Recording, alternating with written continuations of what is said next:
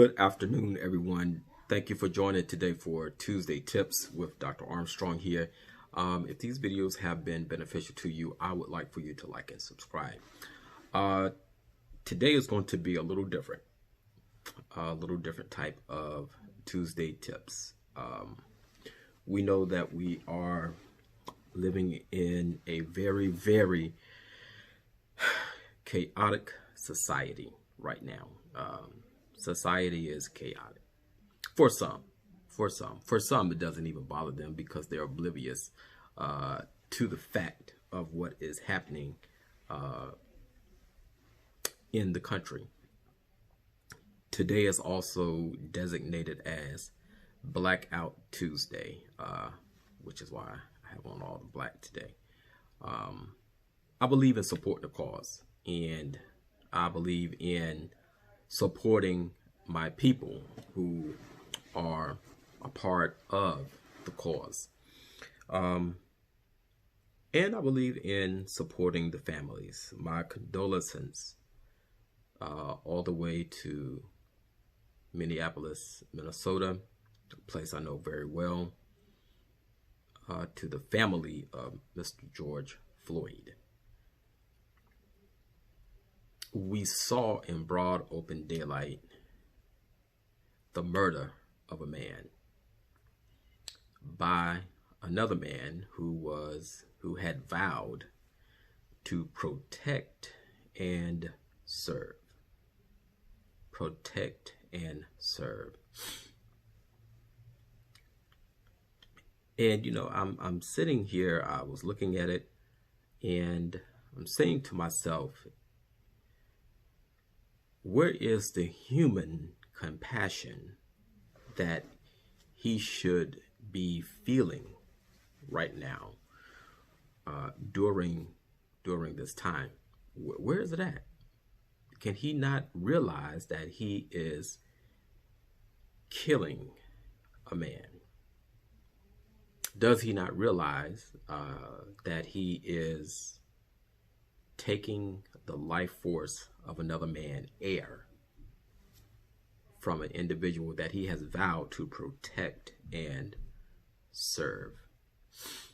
It leads me to a simple conclusion that it goes deeper than race. It goes deeper than humanistic traits. It goes deeper than just on the surface of race. There is hatred in certain people that has to be exemplified in a way that they don't care who they are hurting. That's hatred. And hatred goes far beyond the scope of race. You can hate someone within your own race. Okay? It's far beyond the scope of race. However, that's something that has to be worked out within that person. Okay? Black people in America, and when I say black people, I'm not just speaking of black males who are systematically hunted down by police officers and killed during certain traffic stops that deem not to be punishable unto death. I'm talking about black people as a whole, where other races may not understand that the systematic endangerment of a people of color has not changed. And that systematic culture is being emboldened by those in office. We saw yesterday, to me, one of the most despicable acts of a politician that any politician could have, to use a church as a photo op. You tear gas peaceful protesters out of your way. you declare war on your own country, and then you give this big reality TV star walk from the White House to a boarded up church where the pastor was not present.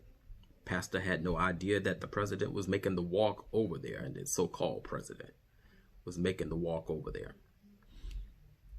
And you hold up a Bible.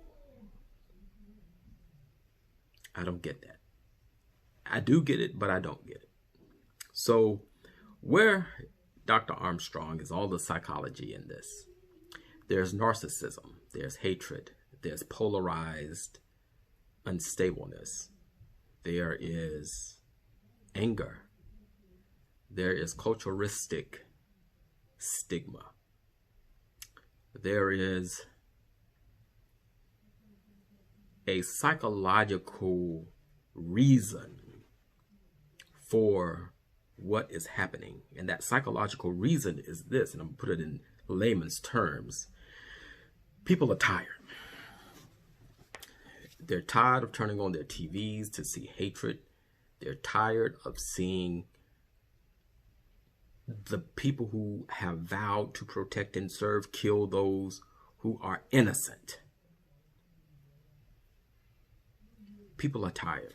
They're mentally and emotionally, they're tired. I'm one of them. I have black boys and one black girl. And if I have to continue to see them grow up in a society like this, it's going to age me way faster than I should be aged, because I'm going to be worried about them. We look at it. Dr.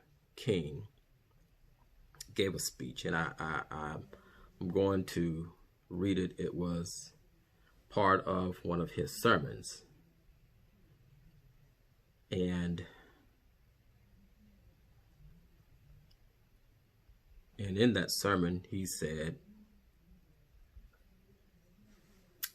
that, paraphrasing, I'm going to, like I said, read off some of it. This is from a sermon of his. So many people want us to just be peaceful and get over what's happening. You know, hey, get over it. It's okay. Get over it. Have peace. Well, if your method of peace, or your definition of peace, is to just stand by and be passive, that's not in the psychological makeup of us, black people. Okay? So I want you to listen to this. And this is coming from a peaceful man who had a little bit of radicalness in him. Even Jesus was radical. But this is coming from a peaceful man who so many look up to. Okay? I'm trying to get this in. And even if we don't have this tension, we still wouldn't have positive peace. Yes, it is true that if the Negro accepts his place, accepts exploitation and injustice, there will be peace. But it would be peace boiled down to stagnant complacency, deadening passivity. And if peace means this, I don't want peace. If peace means accepting second-class citizenship, I don't want it. If peace means keeping my mouth shut in the midst of injustice and evil, I don't want it. If peace means complacently adjusted to a deadening status quo, I don't want peace. If peace means a willingness to be exploited economically, dominated politically, humiliated and segregated, I don't want peace. So in a passive, nonviolent manner, we must revolt against this peace. I hope and pray that you have enjoyed this Tuesday Tips. Thank you. Have a good day.